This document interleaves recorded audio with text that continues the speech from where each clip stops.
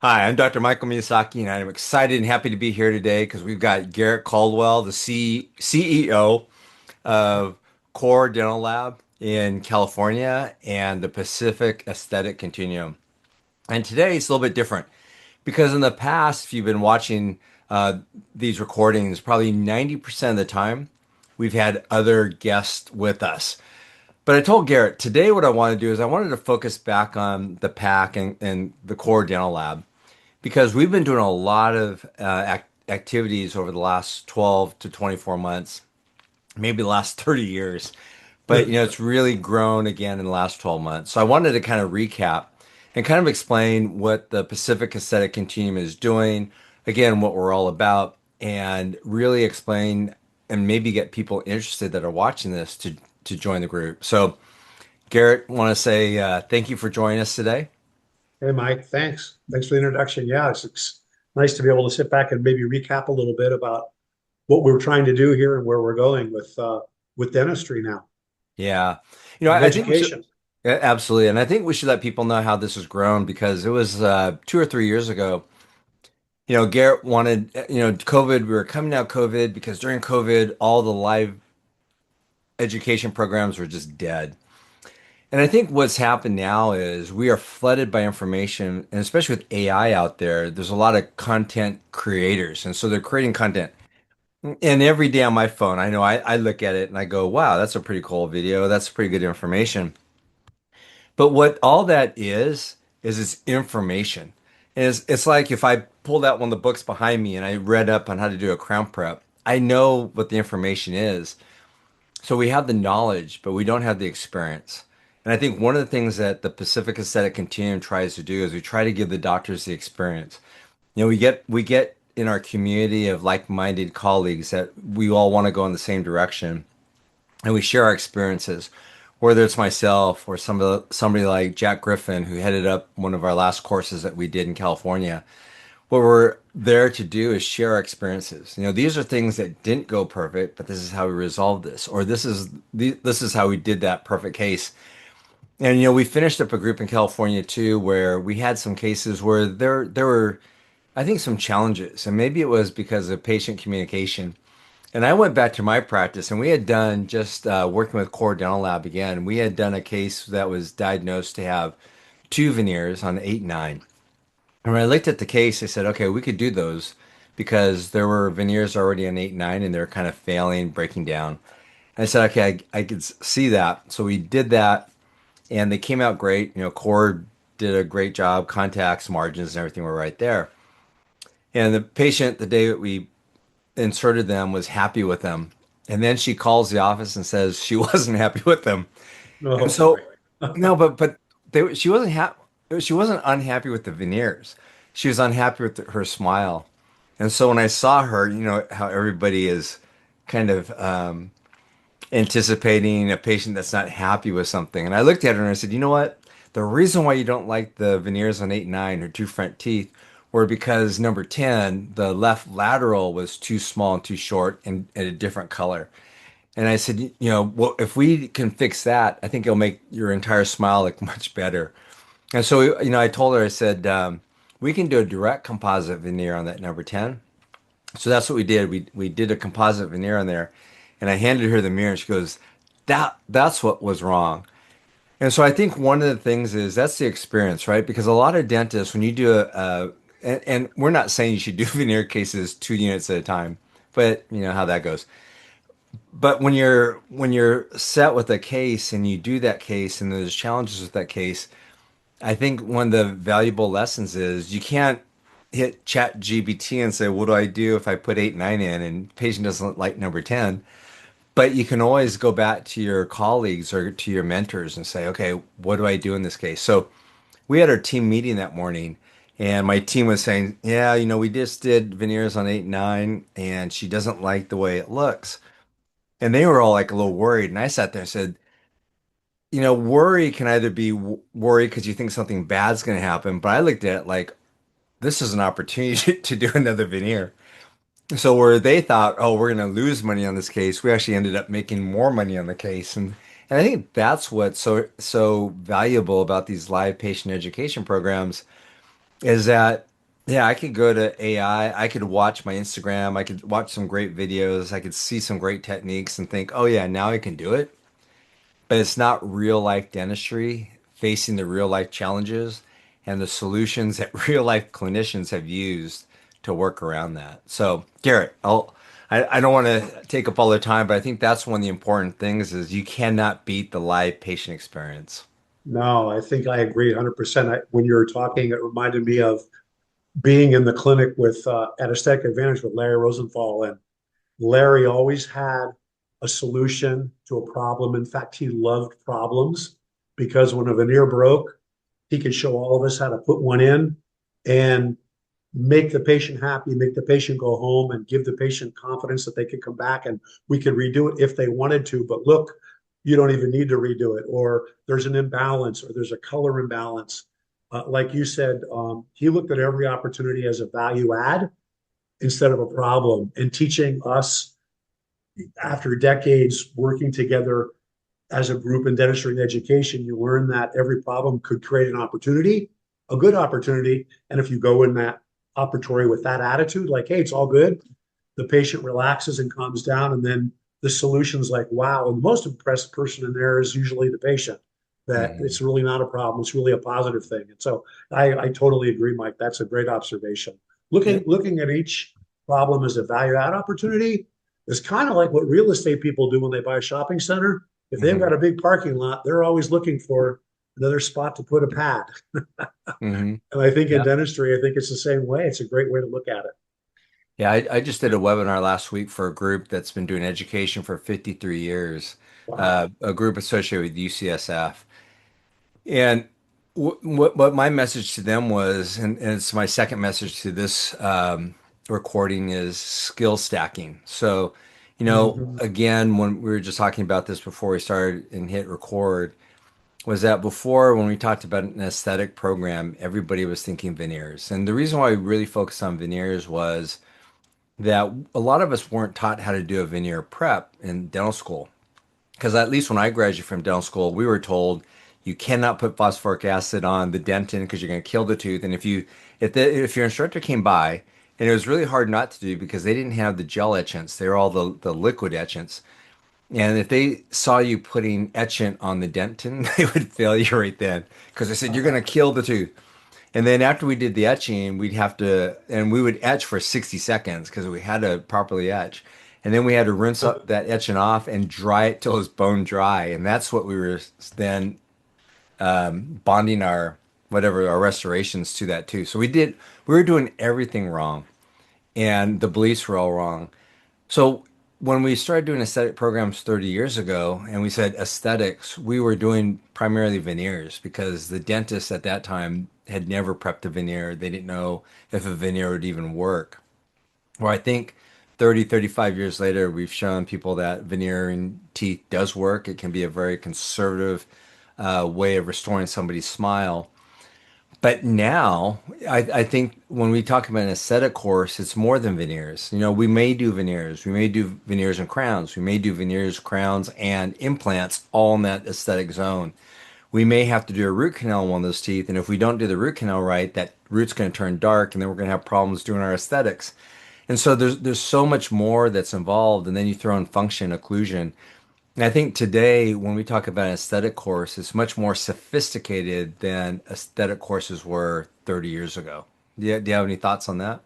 Yeah, no, I agree, Mike. I mean, the big stigma that we still run into is that we're doing an aesthetic course. And because we did so many veneer courses back in the day and pre-COVID was still going hard, I think everybody thinks an aesthetic course means a veneer course. They have to go sell a Mm, veneer. And really, it's, as we said earlier, it's comprehensive restorative dentistry finished aesthetically. It could involve everything. So I mhm, think that's really important for the listeners to understand that we aren't doing just veneers. We're doing restorative, utilizing a plethora of materials, bonding and cementation techniques that all are available to ultimately give the best result for the patient, even including orthodontics and mhm. implants. Yeah, Yeah. everything. Yeah. Yeah. I think, we talk about the Pacific Aesthetic Continuum's education being about comprehensive dentistry, right? We're going to take a look at everything. That helps us present the case and get case acceptance.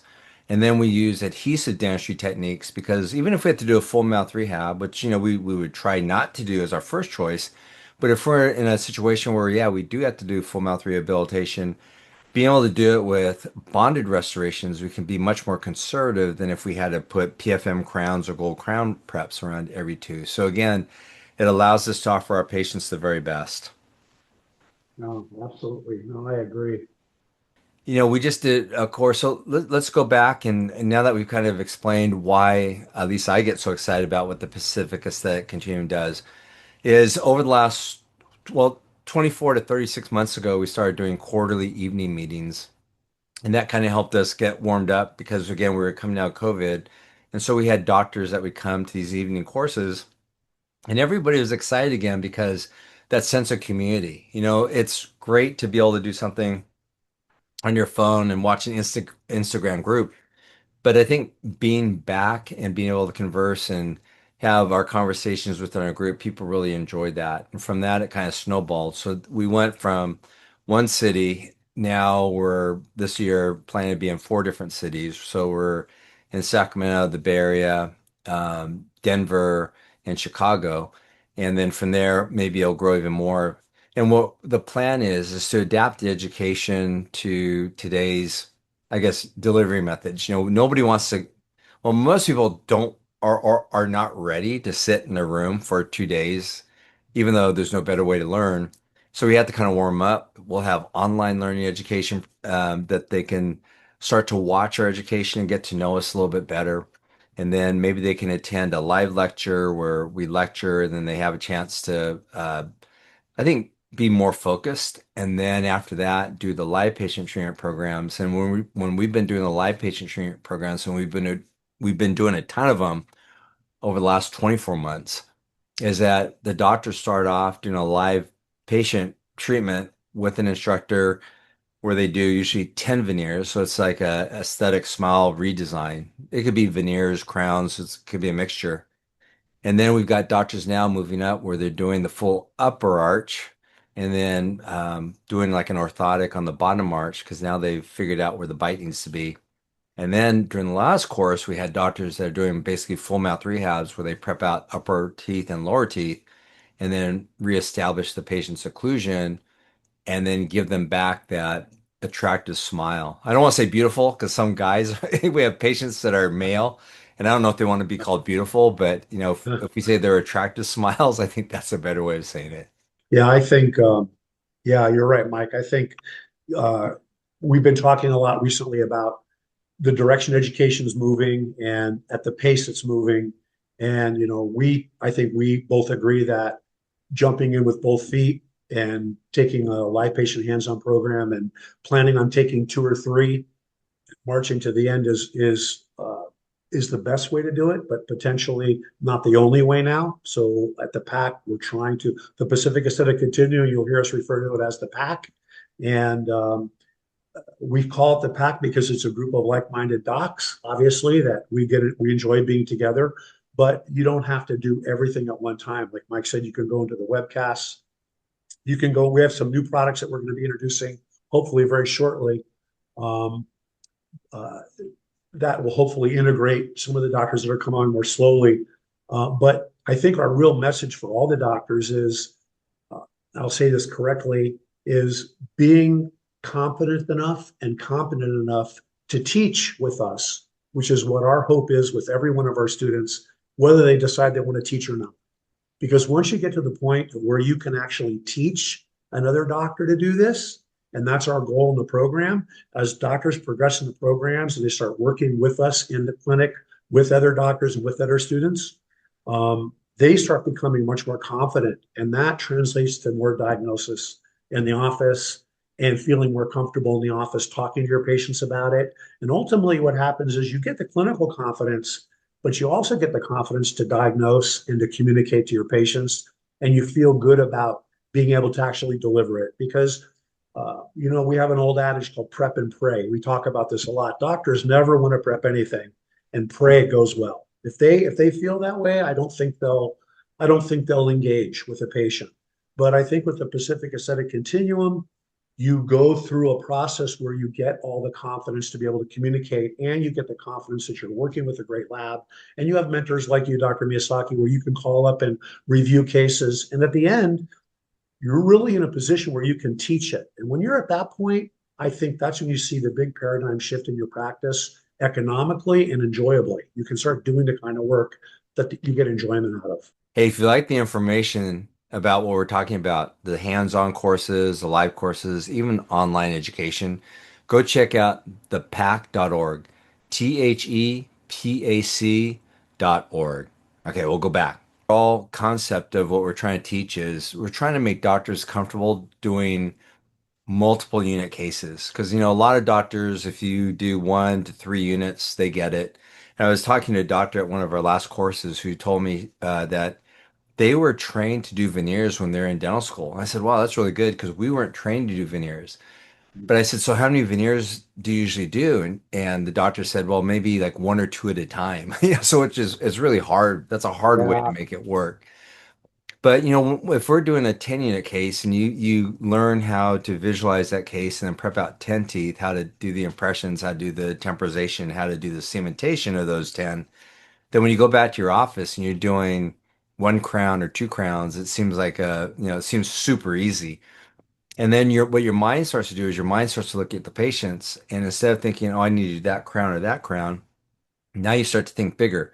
I can do 10 units or 14 units or 28 units. And after that, your practice really isn't the same anymore because one, like as you mentioned, you have more confidence, but the confidence is from having the ability now to do those types of cases. And if you're out of dental school, how do you learn if and you're comfortable doing maybe 1 or 3 unit cases? How do you get comfortable doing more? It's really hard to do it on the internet, YouTube and all that. So the best way to learn is going to be doing something that's hands-on, but the very, very best way is actually working on your patients with somebody who's open to help you. And this isn't like dental school where we're trying to make you feel bad. No, we're trying to encourage you as you're going through and trying to guide you through the case. So when you're done and you go back to your practice, you will see things that you don't see today. Like, I think one of the biggest barriers we have to people taking this type of education is, well, I don't have patients that need that, or I don't have patients that need veneers or aesthetics. And I tell the doctors, because I've taught lots of different things over the years. I've taught ortho, I've taught implants, I've taught, so many different subjects. And whenever I teach those, I've had doctors in the course say, well, I don't have patients that need ortho, or I don't have patients that need implants. And I goes, Many of them do, but your eyes just don't see the need. And Yeah. then when you see the need and you go back to your practice, as you were mentioning, with a different perspective, and now you look at a patient's smile and you go, wow, that's a patient that I've been seeing for the last 10 years. I've never mentioned whitening or ortho to straighten the teeth or veneers to give them that ultimate smile. And now you see that that's something you should mention to them, and you've got the confidence now to mention it to them, and you'll be amazed. They go, that's what I want. I just had a patient that came in 2 weeks ago, and first time I met her, we did her comprehensive exam. One of the things that we talk about, did the comprehensive exam, and I looked at her, and she had nice teeth. She had peg lateral, tooth number 7, the right upper lateral. And I just asked her, I said, hey, have you ever thought about closing that space? And she said, yeah, I've always thought that I would like to do that. And then I said, well, we could do that. And her teeth were, she's older. Her teeth were a little bit, maybe like A2, A3-ish. And I said, have you ever thought about having straighter, wider teeth? And she goes, I've always wanted to have that too. So, nobody, I mean, she's in her late 60s, early 70s. So she's been, going to the dentist fairly often all these years, and nobody's ever given her the suggestion to do that. And something that she's always wanted to do, and they've never helped her with the information so she can make a decision. And I think it's just one of those things that we do every day. And one of the things I tell the doctors is when we do our comprehensive examination, we look at the gums, we look at the teeth, we should do an oral cancer screening, we should do a TMD screening just to see where they are. But I know this seems unimportant to some docs, is we should do an aesthetic evaluation because if we take care of everything else and they have healthy teeth and healthy gums, but they don't like their smile, we still haven't offered them the very best. And so, an aesthetic evaluation should be an important part of our comprehensive examination. And a lot of us don't do that. I don't know. Yeah. You see the same thing, Garrett. Yeah, no, for sure. And what I recognize and what I tell students or prospective students that are going to come into the program, prospective docs, I hate to call them students because they're all great doctors, is I tell them one of the things you're going to learn the very first course you take is we're going to ruin you because you're never going to look in the mouth and see a single tooth again. And I would say the majority, if not all the doctors that I bring in to take the course after the first day of lecture and seeing all the befores and afters, when they look in the mouth after they go back to their practice, instead of seeing whatever they had been seeing, now they just see everything that can be fixed, everything that can be improved, everything that can be enhanced. And I think that's the first step is kind of seeing what you don't see. And I Hmm. think that happens very quickly in our program. It doesn't take 4 programs to master being able to see what opportunities there are for the patient to improve their smile. And in fact, I guarantee them when you leave here, we're going to kind of break you because now you're going to see everything but the filling. You're going to see all the potential. I think Hmm. that's one of the big gifts that the program gives the first go around. Yeah, no, absolutely. So, it's one of those things where, I want people to listen to this and feel encouraged that there's a program like this where you can come postgraduate wise, after you're out of dental school and maybe you've been in practice for 5 years or maybe 50 years, and you still want to learn a little bit more. I think the PAC and the education that the PAC offers is a great place to start. I figure I probably have taught at least 10,000 of my colleagues, whether it be aesthetics, occlusion. I've done live surgery courses with many doctors doing implants and just doing all that kind of work. And what we really want to do is we want to help the doctors kind of reach their goals. Because a lot of us, after we've been doing fillings and crowns for a long time, that could get a little boring and we want to move up to a different level. And I think coming to the pack, we're just an encouraging group. There's no egos there. We're not trying to make ourselves look better at your expense. What makes us feel better is when we make you better. And we go into these courses very humbled. Even Dr. Griffin, sharing the things that we did not do right, because it's through having those challenges where things did not go right where you really learn. If you had the formula, and that's what we do, we give you a systematic formula that will carry you through most of the cases. But every patient's a little bit different. And what we have to do is we can share all the experiences we've had, whether good or bad. And so it is humbling. There's no, well, it's a very horizontal type of, I guess, hierarchy. There's really no hierarchy. And we've got the lab technicians there, and the lab technicians can look at your preps. They can help you fill out your prescriptions so you can get back what it is that you want. We talk about diagnosing, how to talk to the patient so you get that case acceptance, how to work the lab communications so when you get your diagnostic wax-up done, the lab has everything set up for you. You've got your preparation guides that guide you through the preparations where you have to reduce and helps you just ensure that you've reshaped the teeth enough. And sometimes it's very minimal, and sometimes it's a little bit more of a prep, especially if there's a lot of misalignment or a lot of old restorations between the teeth. The lab technicians are there to check the preps. They're there to check our impressions. And then when we go to do the seat, the lab wants these cases to go smoothly because they're there too. So if the case isn't going smooth, you know, uh, they're going to be the ones that we're going to look to figure out why. But they always go in smoothly. The labs always do a great job. And what you have to do too is as you start to do cases that are larger, and it doesn't just have to be veneer cases, but you have to work with a laboratory. And this is what Garrett and I talked about. I told Garrett, I said, the core is a dental lab, and they're the dental lab that supports the courses that we do at the Pacific Aesthetic Continuum. What I want as a clinician is I want to feel like I have a lab technician in my office.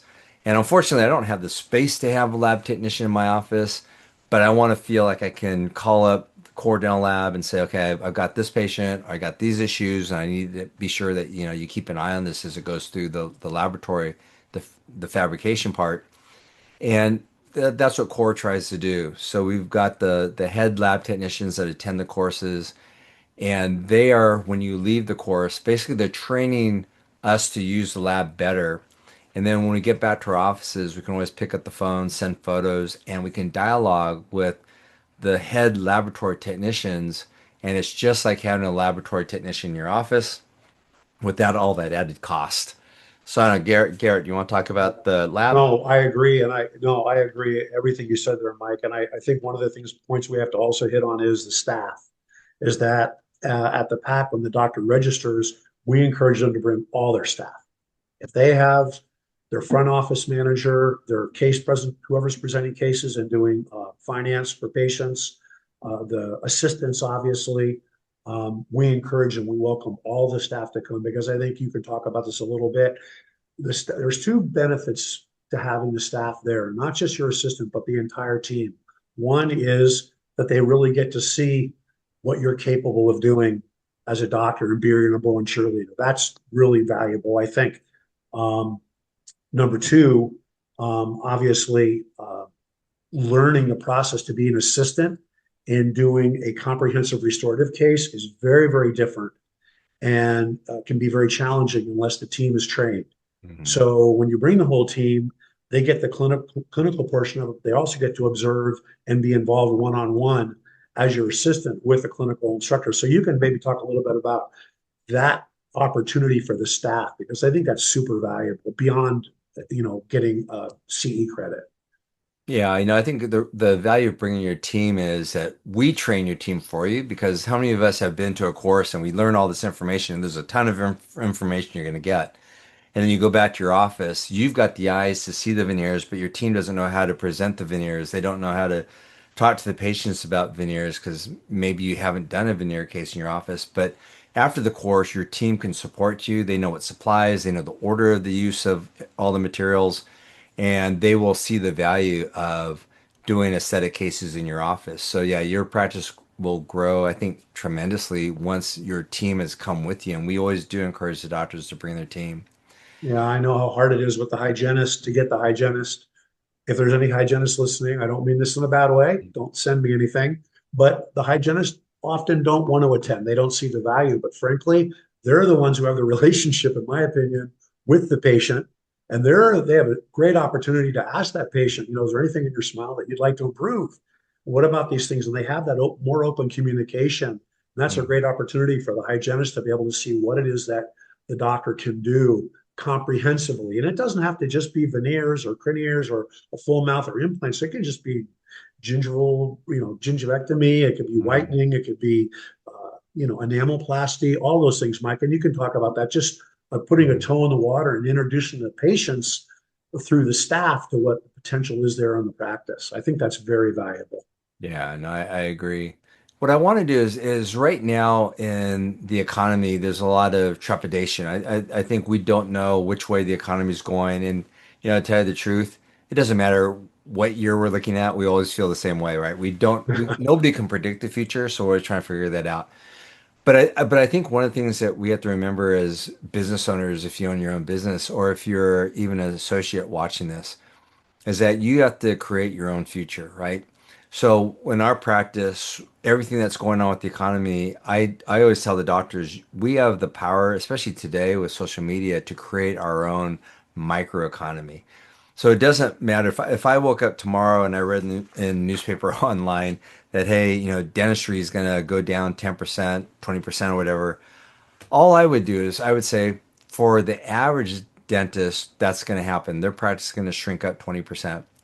We've gone fee for service, and what we learn together through this education is this education will give you the option. You can stay in network if you don't want to mix things up that much in your practice, or having these skills and setting your practice apart and being able to stack your skills will give you the ability to become insurance free. So right now, a lot of clinicians feel like they have to stay in network because they can't break away. I think what we teach during the PAC education is information and knowledge and showing you how to implement it so you have the option to either stay in network or leave. And it's just nice to have that choice. But when we do and we talk about education, we talk about how to market our practices, we talk about how to do that case presentation we talked about, and you will elevate your practice to a different level And I think that's when you see that, it's easy to say, "Oh, I've seen practices or I've had buddies that have done that." But I always tell the attendees, we are like our five closest friends. And if our five closest dental colleagues are in network and they're getting beat up by all the financial constraints because reimbursements level are going down and cost of doing business is going up, and you see that there's no way to get out of this, then you think, okay, I have to start doing more work, and you do more fillings, you start to do more crowns. And the problem with that is there's no profit in doing that because the insurance company has squeezed everything out. So what you have to do is you have to go to the services where patients are willing to pay, even if it's covered by insurance, they're willing to pay a little bit more for the care that you provide because you've elevated your practice to a different level. That's what we call creating your brand. And now you're able to increase your fees instead of decreasing or holding your fees steady. And I think that's where a lot of happiness and freedom comes from.